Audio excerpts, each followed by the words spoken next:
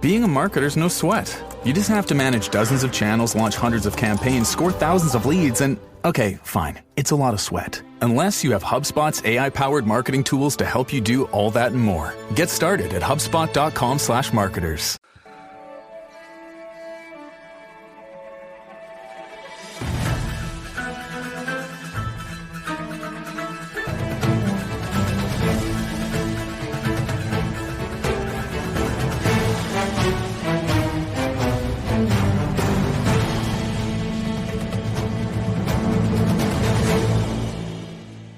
Hello and welcome into the Birds of the Roundtable for another Victory Tuesday edition of the podcast. The Eagles get the win over the Cleveland Browns, move back above 500. And guys, it corresponds with the weekend where every other team in the division lost. So it was a great weekend from the Eagles' perspective. We're here to break it all down. I'm your host, Shane Haff. You can give me a follow on Twitter at Shane Haff NFL. Also joined by the crew. We'll go around the horn here. Give Deibs a follow on Twitter at Mr. Crockpot. Be sure to check out all of his work, especially with Ryan on Don't Check Out Deibs' work. Okay, Deibs says don't check out Deibs' work. Don't follow him at all. Deibs, how are you doing? Doing well, man. Happy to talk some more Eagles. Not so optimistic going forward, but I'm not gonna sit here and say a win is a win is a win. I'm not doing it. I don't care. All right. We are also joined by his co-host on Party on Broad, Ryan Reese. Give him a follow on Twitter at Philly Sports PSA. And go check out Ryan's work. Just like cover up the half of the screen Deibs is on, I guess. I don't know. Ryan, how you doing? Yeah, I suggest you definitely follow me. If you don't want to follow Deibs. No, I'm feeling a little bit better. A day removed since the ugly win, and still not thrilled. Still trying to be positive, but gets harder and harder each day.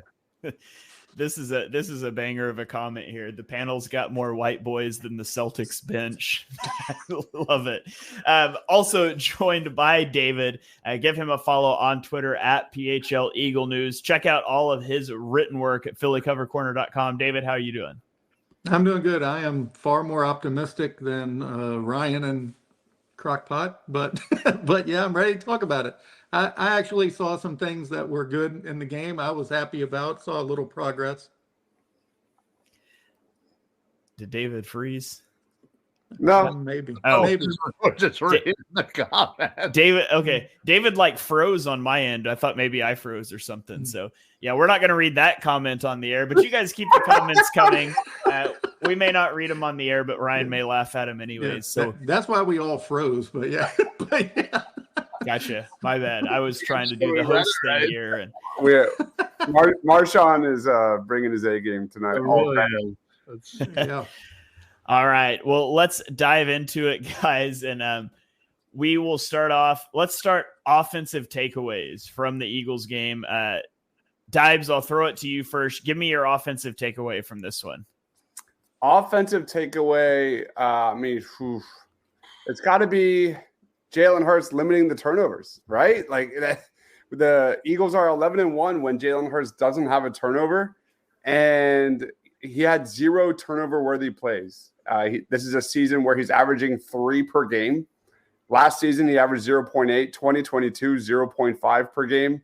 And I thought that was one of the biggest differences in the game that was pretty close and a major step in the right direction, hopefully a sign of things to come. I thought his decision-making, accuracy, his ability to respond against the blitz and pressure was good. He played a clean game.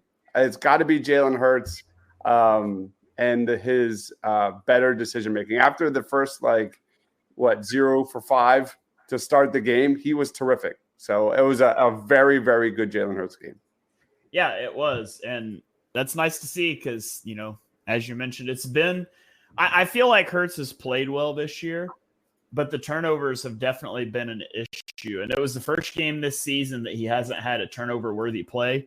I will click back through and let you know how far back that streak goes because I didn't find it quick enough while Deibs was talking. But Ryan, I'll throw it to you next. What's your offensive takeaway from this one? Yeah, I mean, obviously, Deibs kind of nailed it right there. But outside of that, I think for me, what I'm taking away is that this team still doesn't know how to start a football game. And the 5 straight games, no points in the first quarter. Every single opening drive has been just atrocious. And I'm beginning to wonder what is going on. Why are they fighting against themselves? Because that's clearly what's happening. It's clearly not Moore's offense here. There's hands in this honeypot, and I just wish they would let him do his thing. And again, I don't know whether this is a Nick problem or if this is a Hurts problem. That's maybe not something we'll ever know, but something has to give, and that's what my takeaway is. I'm a little concerned. Yeah, I tweeted this out earlier this week, but on opening drives this season, the Eagles have run 16 plays for 12 yards. Jalen Hurts is 4 of 9 passing with 28 yards and an interception. His average depth of target on opening drive passes is 14.4 yards. For frame of reference, the highest ADOT from any quarterback with 100 passes this season is 10.2 yards. And so it's an extreme outlier. He had an ADOT of 21.5 yards on his 0 for 5 start if you exclude the throwaway after the botch snap. 21.5 yards. From that moment on, he went 16 of 20, and he had an ADOT of 7.8 yards. And so the Eagles are coming out early in games trying to generate explosive plays, and what they're generating is quick 3-and-outs and getting the offense behind. And that's what makes me irritable, because there are flashes under center, play action, the pistol. Like, there are signs that there is an elite offense here. We just need to see it for 4 quarters. That's not that much to ask. Yeah. I'll leave that for now. David, I'll throw it to you next. What's your offensive takeaway? To tag on a little bit of what y'all were saying, I think we saw this last year too, the scripted plays. The beginning of every game last year, they went for explosive plays, the same as they're doing this year. And if Nick is going to have a say in the game plan, it's going to be on the scripted plays. And I think that's what we're seeing. That's where most of his tenants are. That's where a lot of those play calling look like him. And then from that point on, it changes a lot.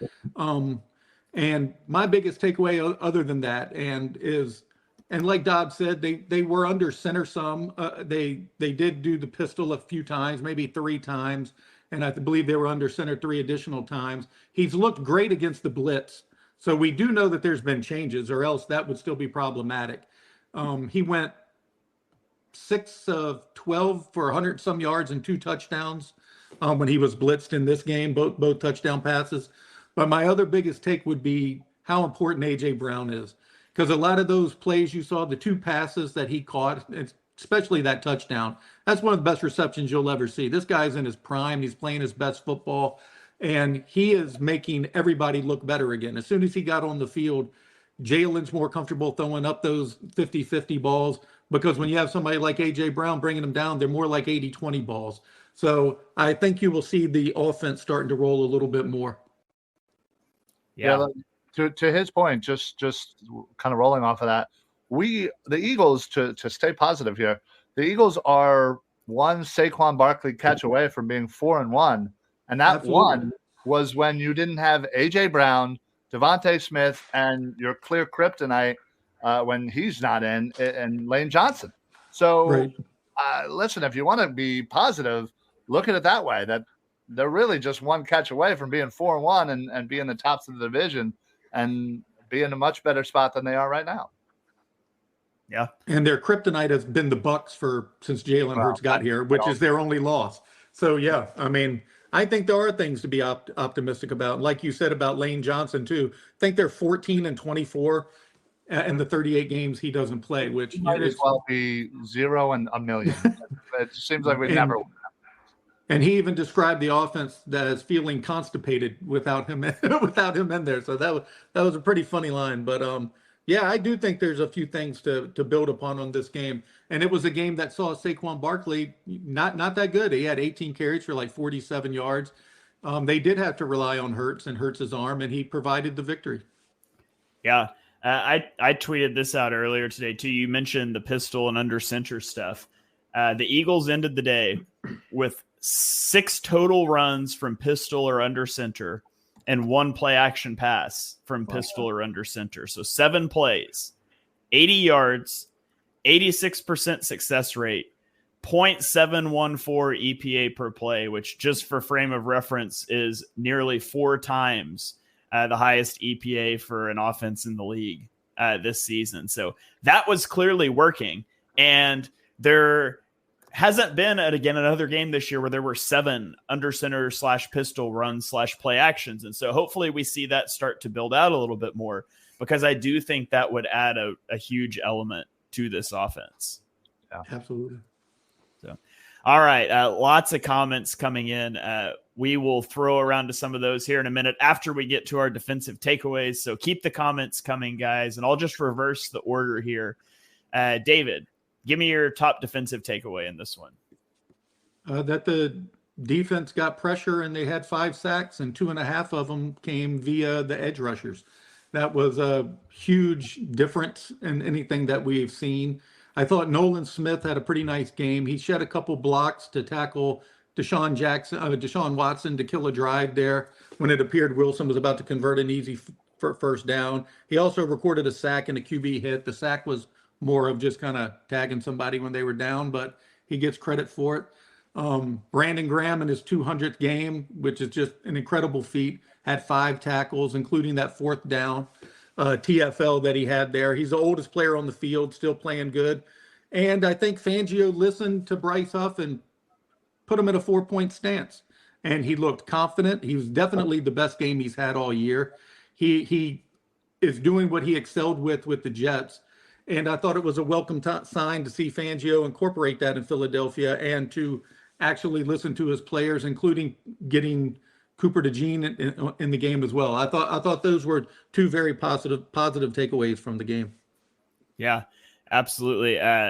Guys, we've got breaking news here on the podcast, and it's not good news, because we have Q chiming in saying that the Eagles aren't losing until maybe the Ravens. That's bad. That's really bad. Q is the guy that always picked against the Eagles, because whatever he says would happen would not happen. So thanks, Q. The Eagles are not winning another game until they get to the Ravens because of this comment right here. You guys know where to find him. Like and subscribe for more expert predictions, he says.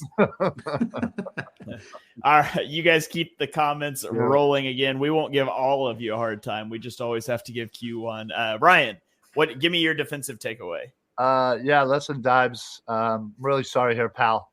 But Cooper DeJean is the storyline here. And listen, he had his first start.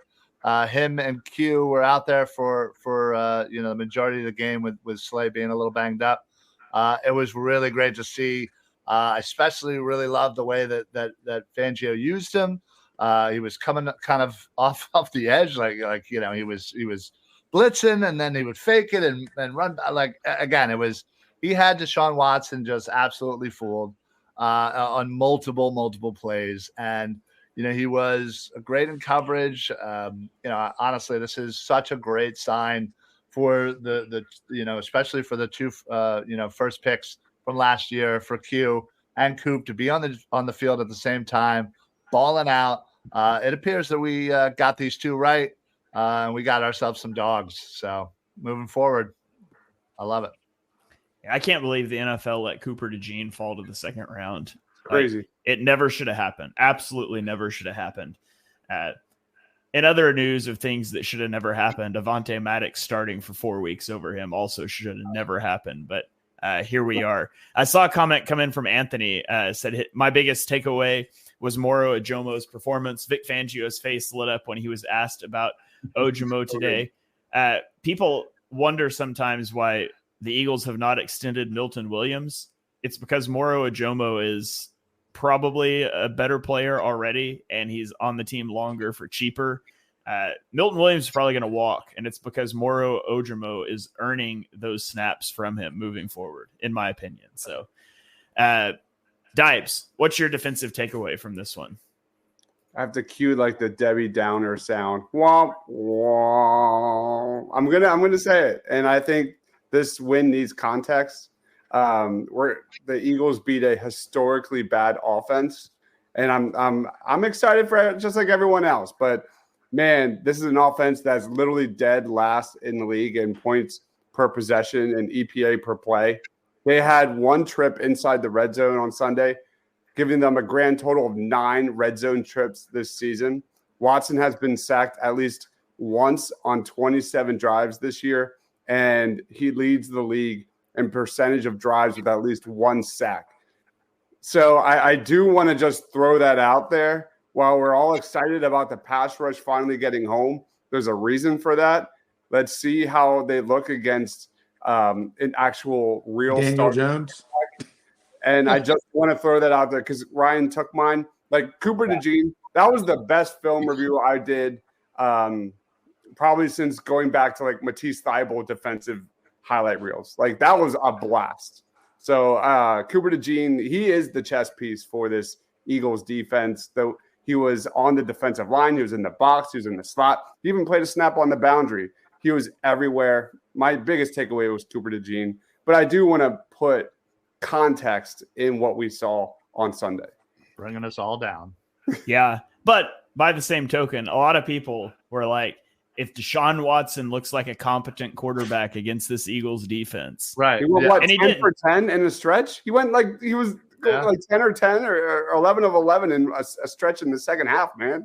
And they put up 9 points. I mean, the defense, you can contextualize it's a bad offense, and there's definitely that. Like, I don't know. I need to see it more. I don't know that the pass rush is fixed. I don't know that the defense is fixed, but they did what I needed them to do coming off the bye. The cool thing for me to watch is how many times have we seen the Eagles defense in a clutch situation just give up a touchdown? I mean, you saw it in the Atlanta game, right? They go right down the field. And in this game, with the opportunity to tie the game, that was first and goal, I think, at like the 8-yard line. And you had 3 straight plays of a guy stepping up and making a big play. You have Cooper DeJean following a guy all the way across the field and making a tackle one-on-one out in the flat. Then on the next play, you have Nolan Smith does a great job of taking on a pulling guard, and he flashes his head inside until Watson commits outside, and then he sheds and tackles Deshaun Watson. That saved a touchdown.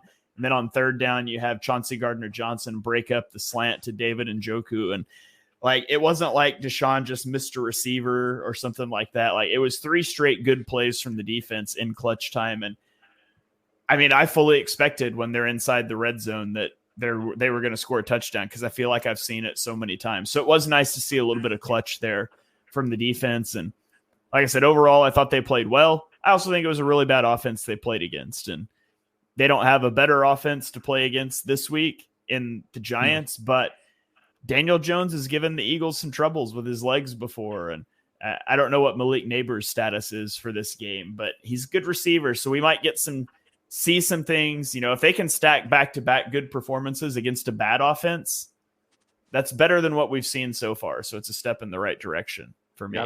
You got to start somewhere, right? Yeah. So, okay, do we got any comments we need to throw to here? I have been doing a terrible job. Let's hit some comments. Let's hit some. I've been doing a bad job of keeping an eye on those. All right, I got it. Let's go back up to we've got a comment on Myles Garrett. What would you do to bring in Myles Garrett to the Philadelphia Eagles? Would you do it? I would do it. I'd rather have Max Crosby, I think. He's a little bit younger. I would not. Right? No? Is he not younger? I mean, he's probably younger, but he's not better. Oh, I didn't say it was better. I'm just looking for. Actually, he's only a year younger. Crosby's only a year younger than Myles Garrett. That can't be right. It is. Max Crosby's 27. Myles Garrett's 28. I thought it feels like Garrett's been around a lot longer. Forever. Oh, okay. Well, then I amend my statement. I'll go with Myles Garrett. Yeah, Crosby's really good, but Garrett's next level. Sure. He's still no TJ Watt. I will die on the TJ Watt is a better edge rusher than Myles Garrett Hill, but regardless. Question for the panel: how many people on here have played a down in the NFL? Madden, excluding Madden. Oh, I kicked a field goal with Jake Elliott on the field. Did you really? Yeah, I made a 27-yard field goal. Nice. I did a lot of NFL head coach back in the day. Question: thoughts on Saquon Barkley being the catalyst of 2 game-altering miscues? It's starting to become a pattern, Shane. He's our best player, and minus AJ. Hopefully, that's not an issue we see in the playoffs. Yeah, the first down was crazy. That should have been picked up 99 out of 99 times. I mean, that was insane. Yeah. Let's also use a little context. That's like 2 straight weeks for Miles Sanders. So like, are we really going to be that mad that Saquon does other things better? I will never forget. I say this. I don't remember which game it was, but I will never forget the Eagles having like a 1-possession lead, trying to run the clock out, and Miles Sanders ran out of bounds. And I tweeted about it, upset about it, and everybody was like, "You can't expect him to do that." Like where he's knowing all that stuff, and then the very next week, Kenny Gainwell was in the game trying to milk a lead, and he slid instead of going out of bounds. And I was like, "Thank you." Oh, I remember that well. That was awful. I would do unspeakable things. Best comment of the day so far. Really? That's awesome. Forbidden things. But before we get off the Browns, though, as bad as a lot of people think their offense was, their defense was pretty good. I think they were a top 8 defense, pass defensively, and Hurts did really well against them. And Jim Schwartz has those guys playing really well. And if you're not going to be impressed at all with the defense, you should be impressed with the way Jalen Hurts performed against their Browns defense, because it was impressive. Great. Yeah, and he did it. I think everybody in Philadelphia thinks the team is built to run the football, right? I mean, that's why you got people run the ball signs out in front of the NovaCare complex, right? And that's true. Like, you've got a good offensive line. You're built to run the ball. And Jim Schwartz just says, hey, you're not running the ball. And we've got good man cover corners outside. Yeah. And, I mean, we mentioned Saquon couldn't get anything going under 3 yards per carry. Nope. But the offense put up 20, should have put up 23 if not for the blocked field goal. They, if you exclude the kneel down at the end of the first half, they had 42 yards per drive. It was Jalen's best EPA performance since the Cardinals game last year. It was also his first game without a turnover-worthy play since the Cardinals game last year. So, what game was the Cardinals game last year? Was that early? It was like week 16. They lost. Yeah, they lost the game. It was the second to last game. 35-31. It was New Year's Eve. I blacked out that game. Yeah. Yeah, he looked good. The defense did not, but yeah. Best Jalen game since Buffalo. If we had Rush Reese, we would be top 5 in sacks. Bryson Stott and now Jalen Hurts. All these new dads are killing my teams. Jesus. Guys who scored 20 points. The Lions just hung 47 on the Cowboys, and the Bucks hit a 50-burger. Cowboys defense sucks. Like, what? The Cowboys defense is not the Browns defense. If we had Ryan Reese, our D line would be unstoppable. And David's making some great points. I will say, I don't know how tall David is, but Ryan's pretty tall. I'm just saying. He can bat some passes. Definitely. 6'3". 5 on a good day. All right, let's roll on to Giants. All right, well, let's get into our player of the game first. We did not do our players of the game from this one, so I'm going first, and I'm taking Jalen Hurts. Deal with it. For all the reasons I mentioned, I thought he had a really good game. I already laid out all the reasons. So Jalen Hurts, player of the game for me. Ryan, you haven't got to go first in anything yet, so I'll throw it to you next here. Who is your player of the game? Still not going first either way. Yeah, you've been second every time. We're just going to keep that consistent. All right. I'm okay with that. It's AJ Brown. He finally comes back after missing a couple of games. It looks like he hasn't missed a step. And David was right. That touchdown pass was friggin' beautiful. Yeah. All right. David. Sorry. David. See, when we got a comment on the screen, your names disappear and I forget those sometimes. So I understand. David, who was your player of the game? I don't have him as player of the game. I think y'all nailed Hurts and AJ there, but I'll give a shout out to Grant Calcaterra, who filled in nicely Nice. for Dallas Goedert. He had 4 grabs on 4 targets for 67 yards. I think he had a really, really nice game, and he provided them with enough ability so they could keep the game plan the same because the Browns were susceptible to tight ends over the middle of the field. So it was nice to see them be able to utilize that with Grant. Yeah. All right. And then Deibs, we'll leave Cooper DeJean for you. Who's your player of the game? Hey, are we doing offense? Just offense? No, Player anybody. of the game. Yeah, it's Cooper DeJean. There's no question. I mean, he was so much fun to watch today going through the all-22. I put out 2 videos of him. I did one yesterday on just Cooper DeJean, and I did one today of Quignon and Cooper together. And, man, I'm so excited to see what Vic Fangio has in store for Coop going forward. Him just owning real estate in Deshaun Watson's head was so much fun to watch. Got to be Coop. Do we the know thing. why he didn't get the full sack? Like, if you watch that, it looks like that was Cooper's sack. Like, I have no idea how Huff got half of that. I just can't understand that. Huff's on the board. Yeah, I don't know. I don't know how they decided that, but he had a chance for another one when he. Yeah. See, here's the thing. Now I need Keely Ringo to develop into a starting outside corner because Cooper DeJean needs to stay in the slot. I want him to be the slot corner. I don't want him moving outside whenever Slay retires or whatever. It's about putting your best players on the field in the best position possible, and I love that, man. That he should not leave that spot for the rest of the season, unless there's an injury at safety. Then we'd have a conversation. We got a comment. Another one here. Good. I would put Cooper there probably before Sidney Brown. Tackle of the game has to be Chauncey Gardner-Johnson on Quignon. Yeah, that was a great pass breakup there by CJGJ. I'm pretty sure that was his first one of the season. Yeah. Yes. Says it's hard to take any cornerback serious with a name like Keely. Oh, man. Let's roll on. Let's get into this upcoming matchup with the Giants, and we'll talk our top matchups to watch and make our picks of the week. Ryan, I'll give it to you first, as long as you don't take mine. What is your top matchup to watch in the Giants game?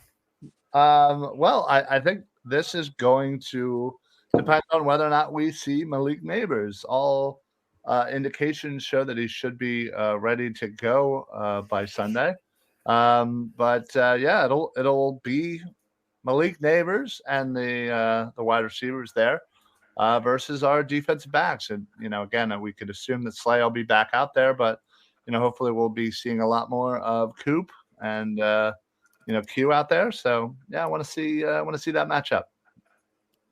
All right. Deibs, I'll throw it to you next. Who is your matchup to watch? I think you're going with the D line for the Giants, correct? Yeah. Give me. I will go. I mean, there's some injuries here that are really vital. I'll go Eagles pass rush versus the not the Eagles. Yeah, no, you're going Giants pass rush, correct? Yes. Okay, just want to make sure. All right, I'm going to go Eagles pass rush versus the Giants O-line. And more specifically, Andrew Thomas is now out for the year with a potential Liz Frank injury.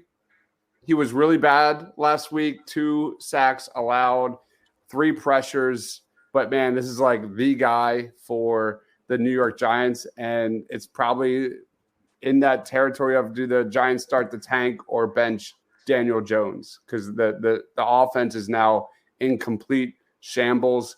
I don't know if I'm pronouncing this correctly, but you're probably going to see Jermaine Illuminor play right tackle with Evan Neal Illuminor to left tackle and Evan Neal to right tackle. And Evan Neal is just not a good football player. Like he gets cooked all the time. So look for this Eagles pass rush to kind of keep building momentum against the New York Giants, and that's where I'll go with.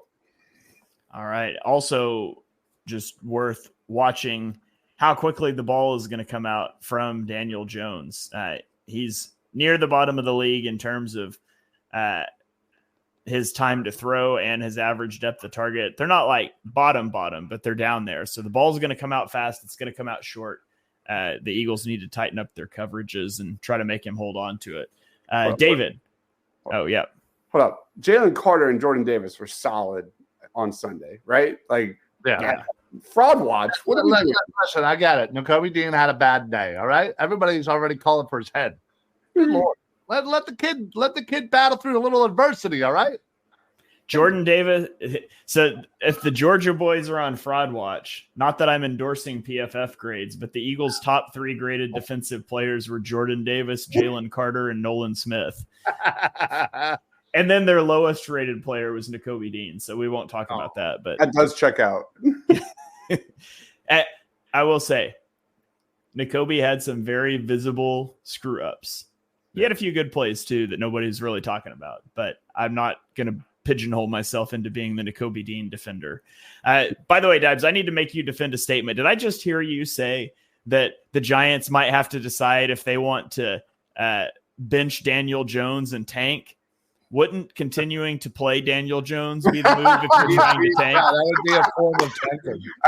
That was my honestly my other matchup to watch. It wasn't even Eagles versus Giants. It was Daniel Jones versus Deshaun Watson for worst starting quarterback in the NFL. So kudos to you, Shane. You nailed it. The Philly Sports Go Boom on Twitter says PFF's on fraud watch now too. Wow. All right. David, I'll throw it to you. What's your matchup to watch in this one?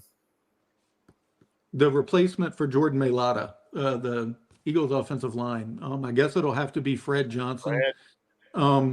The Giants, I believe they have 14 sacks this year so far. I think that's right. But like what the screen says there, Brian Burns, and you got Cam Jurgens, who's been struggling some with the long snapping to Jalen Hurts there out of the shotgun. And curious to see Saquon Barkley. How is he going to hold his emotions in check? I mean, it is a big game for him. He wants to go there and really stamp, his brand of offense and show New York what they've missed out on. He acts like it's not personal, but it's absolutely personal. So I'm curious to see that and how the offensive line holds up for him throughout the day. What, Deibs? Fred Johnson allowed 2 pressures on 5 pass blocking snaps last week. The week before that, he allowed 2 sacks on 11 total pressures in his only start. So that is from the opposite side too. He's had to play right and left. He just moved back and forth. And Brian Burns, by the way, is 5th best in the NFL. In pass rush win rate among edge defenders, and they don't blitz a lot. They're like relatively middle of the pack for a defense. This New York Giants pass rush is really strong. Yeah, I was going to mention some of it, but that's Shane's topic, I believe. So. Oh, sorry. My bad. Thank you, guys. I don't have a matchup anymore, so we'll just I left you the stats, man. I just set it up for you to tee off. Yeah. My matchup to watch is my podcast hosts vulturing my points like Jalen Hurts vultures Saquon Barkley touchdowns. By the way, I told Mark on Chalk Talk, he was talking about how the Jalen Hurts anytime touchdown score is the best bet in football. And I said, maybe not this week, because the 1 yard line, I feel like Nick Sirianni is going to pander and hand the ball off to Saquon Barkley at the 1 yard line, not tush push it, but we'll see. So yeah, mine's the Giants defensive line against the Eagles offensive line. Love it. You go back to last week and you watch them play the Bengals, and Joe Burrow had only been pressured on 21.5% of his dropbacks this season. And the Giants more than doubled that. They pressured him on 47.1% of his dropbacks. The Giants lead the league in sacks. They lead the league in sack rate, and they're only 15th in blitz rate. And so they're not a blitz-heavy team, but they generate a lot of pressure, and they convert a lot of those pressures to sacks. They're also second in tackles for loss. So they rank 5th in pass rush win rate, 6th in run stop win rate. And like David mentioned, you're down Jordan Mailata now with the hamstring injury for, I think they said a couple of weeks. So Fred Johnson's going to have to make it work. They're going to have to figure something out. But Fred Johnson so far this season has allowed 18 pressures on 76 pass blocking snaps, which is a 23.7% pressure rate. That's not great. Not really what Martian says. Fred Johnson sounds like my dentist. Yeah. Okay. Now, I don't think Fred Johnson's necessarily as bad as those numbers look, because his start came against Todd Bowles, the Buccaneers. Really good at scheming up blitzes. He was far from the only problem there. And then his performance when he came in for Mailata last week, he was switching to the left side, which he's going to have to do, but maybe that's a little hard to do in week. So hopefully, we're going to trust in Stoutland U, but that's definitely a potential problem, especially if the Eagles struggle to run the ball, which the Giants have a good run defense, and they've got Dexter Lawrence, who I think might be one of the best non-QBs in the league, the most impactful non-QBs in the league. And I hate that he plays for the Giants because he's legit like one of my favorite players. But so you can watch for him against Cam Jurgens. You can watch for Brian Burns against Fred Johnson, and what the Eagles' answers are there. Yep. So, all right, let's roll on to our picks. David, give me your player of the game prediction. I'm just going on a hunch, but I'm going to take Saquon Barkley. I think he's just going to show out at New York, at his old stomping grounds there. So give me Saquon Barkley. Are we doing team wins and everything right now? We'll circle back for it. All right. Yeah, just Saquon Barkley then. A 2-touchdown performance, 125 all-purpose yards. All right. Ryan, player of the game prediction. It's going to be Devontae Smith. Last week was A.J. Brown. This week it'll be Devontae Smith. All right. Deibs. You know where I'm going. You look at how the tackles are weak for the New York Giants. I suspect maybe we'll see a little more blitzing from Cooper DeJean this week. He had 3 blitzes last week. Give me Cooper DeJean as a guy that gets another sack and maybe a couple big plays against the New York Giants. Give me Cooper DeJean as he's my new Jalen Carter. Man, I thought that man was about to say Bryce Huff when he started talking about the tackles. Man, this guy is talking about tanking. He's just not trying to win this thing. All right, I'll take Jalen Hurts. I mean, I think Jalen Hurts stacks the second clean game on top of last week's. I thought about A.J. Brown, but I kind of get exposure to A.J. Brown with Jalen Hurts too, and I steal some of Ryan's Devontae Smith exposure. So give me Jalen Hurts for player of the game. And let's throw out score predictions. We'll run it in reverse here. I've got the Eagles winning this game 27-17, which puts me over on 43.5 points by a half of a point. Deibs, what's your score prediction? I did have it 26-23, but I'm going to go less. I think there's going to be a typical Giants-Eagles game. I'm going to go 20-17. Eagles get the win and the under. All right, Ryan, what do you have?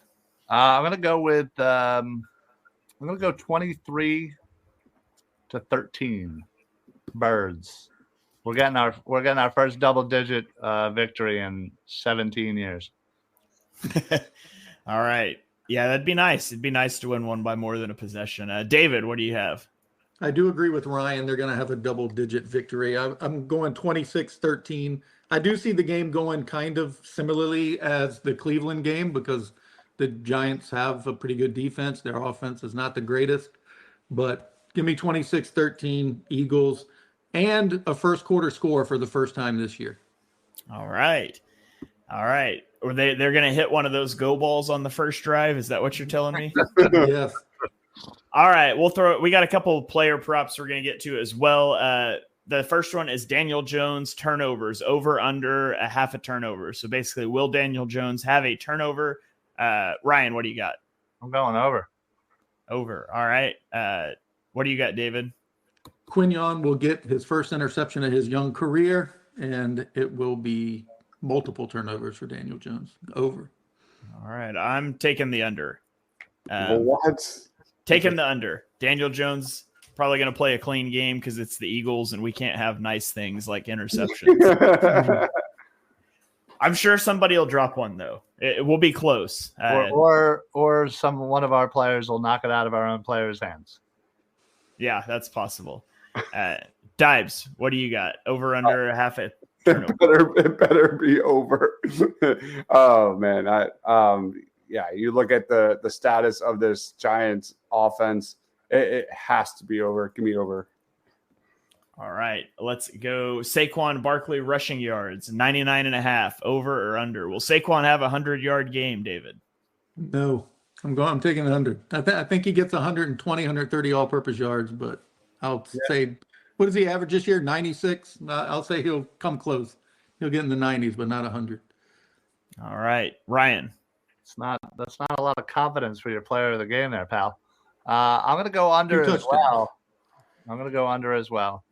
I think he gets close, but ultimately falls short. All right, Deibs. Yeah, also under. I think this Eagles offense still wants to be a passing offense. I see more A.J. Brown, more Devontae Smith explosive plays than Saquon right now. I'm taking the over. I think they're going to try to feed Saquon. I think there's the revenge game at mind, and I think they're going to play into that a little bit, especially without Jordan Mailata. So I'll take the over. Hurts or Daniel Jones, more passing yards. I went Daniel Jones because, again, I think the Eagles are going to run the ball a little more. I think Daniel Jones is going to feed the ball to Malik Neighbors a lot. So I'll take Daniel Jones with more passing yards. Ryan, what do you got? I'm going to go with Hurts. I'm going to fit my narrative of Smitty getting player of the game. So, they got to pass the ball. Well, right. I love this comment right here. Over under on how many kids Sirianni brings to the podium. 0.5. Under. We're going under. Back weeks, you nuts. Deibs, who has more passing yards, Hurts or Jones? Going Hurts. Give me Hurts. All right. And David? I'm going Hurts for the exact opposite reason of you, Shane. I think the Giants do not want any part of Saquon Barkley being the reason that they beat them on the ground. So give me Hurts. That's fair. Okay, who has more touchdowns, A.J. Brown or Devontae Smith? Give me A.J. Brown. David, what about you? A.J. Brown. Ryan? Come on. Do you have to ask? Devontae Smith because you took him for player of the game? There we go. All right. Deibs. Yeah. It's AJ. All right. AJ. AJ Brown over under 114.5 receiving yards. I got the over. Deibs, what about you? I am also going over. Yep. All right. Ryan? Under because he picked Devontae Smith for player of the game. Devontae Smith. I'm really riding on this one, huh? All right. David. He's unstoppable. It's over. All right, and our final one, over under Tyrone Tracy Jr. total yards, 64.5. Ryan, I'm unsure how your Devontae Smith pick affects that one. Can you enlighten us? Well, listen, if the Eagles get up big, they're not going to be running the ball too much with Tracy, but he is very, important in their passing game. I will say he gets over this because our rush defense is not been the greatest, so I'll give it to Tracy. All right, David? Under. I also went under. I wish I knew what Singletary's status was. He didn't get much work before Singletary, and I think Singletary is going to be back, and so I think they should continue to play Tyrone Tracy, but I don't know that they will, so I'll take the under. Who's winning this thing? Huh? Who's winning this thing for the year? So I kind of screwed up. I accidentally deleted week 4's. So I don't. And we did bad in week 4. Oh, exactly. And I definitely got all right. So as it was before that, 17, Rob, myself, and Ryan, and then Shane and David had 14. If I remember correctly, I remember like Shane, no offense, and David, no offense. You guys did pretty bad week 4. That's just my lasting memory. But I don't know when. I don't know what happened to it, but it's not in the cloud. It's gone. So one of our viewers, if you want to go back and check out that show and just DM me and let me know if I did bad, we don't need to share the results with Deibs. But if I did good, we need to know about it. So, all right, I'll do the math right now while you talk. I'm done talking. I don't have anything else to say. Did you take the over or under on Tracy's yards, Deibs? Over under on Tracy, I am going over. I think he gets like a couple screens and gets some chunk yardage, but I don't think I think the Eagles do a good job on him. Okay. Cool deal. Tab back. Ryan should be at 20. I should be at 38. 19. He put it. He literally put it. David should be at 18. So there you go. I had a pretty terrible week 6. So I'm looking about Rob is killing it. Yeah. All right. Well, that's going to about do it for our recap and preview show. Thank you guys for tuning in. To all our live Q says we need paper ballots going forward. We'll mail them to Q and let him put it all together for us. By the way, I am also winning our fantasy football league. I just want to throw that out. Come on, the week he lost got deleted too. I'm still returning champ. All right. So Deibs goes in and edits the scores, adjusts scores every week. I wouldn't doubt it. Monday night or Tuesday morning at like 1 a.m. when everybody else is asleep. So. Oh yeah, he obviously doesn't sleep at all. So I'm sure this is what he does with his time. Yeah. Yep, absolutely. So thank you guys, everybody, for joining in live. Lots of comments today. Really appreciate you guys hanging out with us every Tuesday night. Be sure you are subscribed to the Eagles Pin Pull Podcast Network, wherever you get your podcasts. Lots of great shows. We've got 8 long form shows a week now. We added a new show, a preview and review show, the Kelly Green Hour. So check that out. Phil's got his daily weekday check down shows that launch first thing in the morning. So lots of content, more content than you could probably listen to be honest, but download it all anyways. 5-star ratings and reviews are greatly appreciated. Let's throw it around the horn here for final thoughts and plugs. Deibs, lead us off.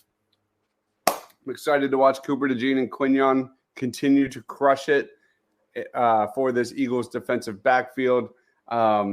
Check out Party on Broad. I've been putting out daily news on Eagles and Sixers and shorts, so go check that out. I put out basically highlight reels of everybody on this Eagles team the last couple of days, so go check that out as well. Can't wait for Sunday, man. Is it Sunday yet? Almost. All right, Ryan, final thoughts, plugs. I was just going to assume that like Sunday was the start of like the Sixers season or something. But anyway, yeah, listen, you can follow me right here on X. Please make sure you guys are following everybody else. Paul George, like that won't happen in like game number 4 because we can't have nice things. But please make sure you guys are helping to help us build this thing. Honestly. It's pretty new. We're starting off, pretty hot. So help us continue that. Share us out there and show us love. All right. And David, any final thoughts or plugs? Yes. Aside from giving everybody a follow, I wanted to mention it was fun to see the Eagles rookie cornerbacks, both Cooper DeJean and Quinyon Mitchell, swap their jerseys at the end of the game. It's kind of neat to see that they find it as important as the fans do. Cooper said that we came in together, same position group. It was our first time starting together, so it was a special moment. So I thought that was pretty cool that they think it's as special as everybody else does and that they acknowledge it and recognizing it. So I thought that was a cool moment. Yeah. All right. You guys be sure you're following all of these guys on Twitter or X or whatever it is. He is at Mr. Crockpot. Ryan is at Philly Sports PSA. David is at PHL Eagle News. I am at Shane Half NFL, and we will catch you guys next week for another Victory Tuesday episode of Birds of the Round Table.